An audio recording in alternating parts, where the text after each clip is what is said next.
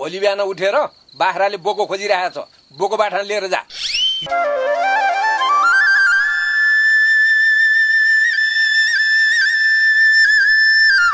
साह्रै पो चित्त दुखायो त हौ बुढाले। अब चाहिँ यनी आऊ सुध्रिने हो। साह्रै दुःख दिएछ बुढालाई, अब चाहिँ दुःख दिन्न। तेरिका अब चाहिँ राम्रो काम गरेर बुढाको मन जित्ने हो। खुइली भन् त। धने मलाई लास्टै इमर्जेन्सी पर्यो यार, छिटो आइज न यहाँ। के इमर्जेन्सी पर्यो हौ भन्न। यहाँ आइज अनि थाहा पाउँछस्, नत्र भए आधी मलाई बिर्सिदे। बाई। हेर धने, मलाई जसरी हुन्छ एउटा राम्रो मोबाइल चाहियो। अब राम्रो मोबाइललाई 30-35 हजार परिहाल्छ, त्यत्रो पैसा कहाँबाट ल्याउनु? मसँग जोडजाम गरेर 10,000 जति छ, 25,000 जति तैँले हाल्दैन। मसँग 20,000 रुपियाँ छ, थैथाप गरेर किन ल। ल आई लभ यु धनु। चुप्पा।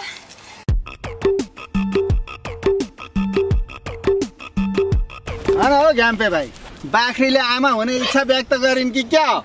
होइन दाजु, यिनले मेरो घरमा नबस्ने इच्छा व्यक्त गरे अनि त्यसबाट लिएर हिँड्दैछु। मतलब यिनी रातभरि कराएको कराइ गरे। हाना हो बित्थामा, खोले पनि दिएकै थिएँ, घाँस पनि दिएको थिएँ, हुँदा बोको पनि अगाडि राखिदिएको थिएँ। अनि के भएछन् त भनेर कुरो बुझ्न गएको। मलाई पैसाको अभाव पर्यो भनेर कुरा बुझेर यिनी कराकी रहेछन्। त्यही भएर बजारमा बेच्न जानु लाग्यो दाजु। अनि दाम चाहिँ कति राखेको छ हौ? धेरै सस्तो छ दाजु। यिनले 5-7वटा बच्चा जन्माउँछन्। भनौँ भने सुँगुर होइन, 2वटा जति चाहिँ कन्फर्म दिन्छन्। अनि दाजु त्यो 2टामा पनि बोका दिन्छन्। त्यो हिसाब गरेर हेर्दाखेरि यसको मूल्य 35,000 राखेको छु। अब त्यो 35,000 कसैले दिने होइन कि तपाईँले दिनुहुन्छ? त्यो त दिन्न। अनि दिनुहुन्न भने पछाडिको एउटा सुन्न हटाइदिनु, 3500 दिनु न त। 3500मै दियो भने त मै किनिदिउँ कि क्या हो? 4,000 आयो भने बेचिदिन्छु, झ्याप्पै 500 फाइदा भइहाल्छ। दाजु के सोचिराख्नु भएको? लु म त लागेँ। कहाँ लाग्नु भएको हौ?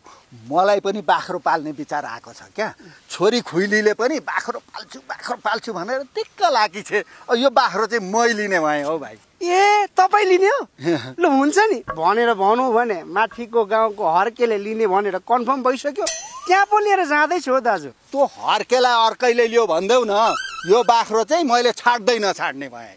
त्यसो भनेर कहाँ हुन्छ हौ दाजु? मैले पहिले नै वचन दिई पठाइसकेको छु। वचन भनेको यस्तै उस्तै हो क्या। अब यो उमेरमा बाख्रो डोर्याएर त्यति माथिसम्म कहाँ जान्छ?